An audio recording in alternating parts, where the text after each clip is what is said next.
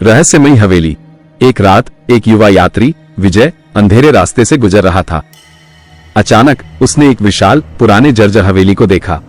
हवेली की दीवारें काली पड़ी थी और खिड़कियों में टूटे शीशे लगे थे। एक अजीब सी ठंडी हवा चल रही थी और हवेली से भयानक आवाजें आ रही थी। विजय को डर लगा, लेकिन जिज्ञासा भी उसे खींच रही थी। उसने साहस जुटाकर हवेली के अंदर जाने का फैसला किया।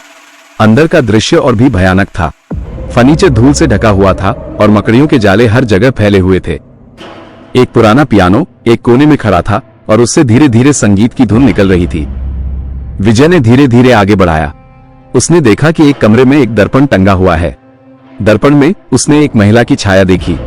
महिला का चेहरा धुंधला था, लेकिन उसकी आंखें चमक रही थी।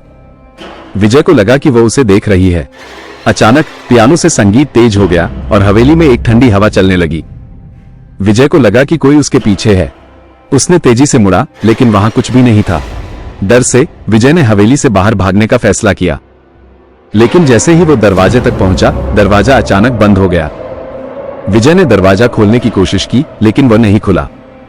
विजय ने चारों ओर देखा, लेकिन कोई रास्ता नहीं दिख रहा था। वह अकेला था, उस भयानक हवेली में फंसा हुआ था। वो डर से रोने लगा।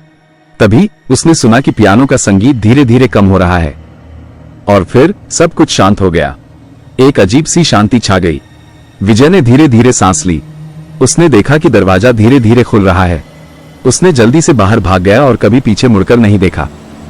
जब वो हवेली से दूर चला गया तो उसने देखा कि हवेली गायब हो गई है, जैसे वो कभी वहां मौजूद ही नहीं थी।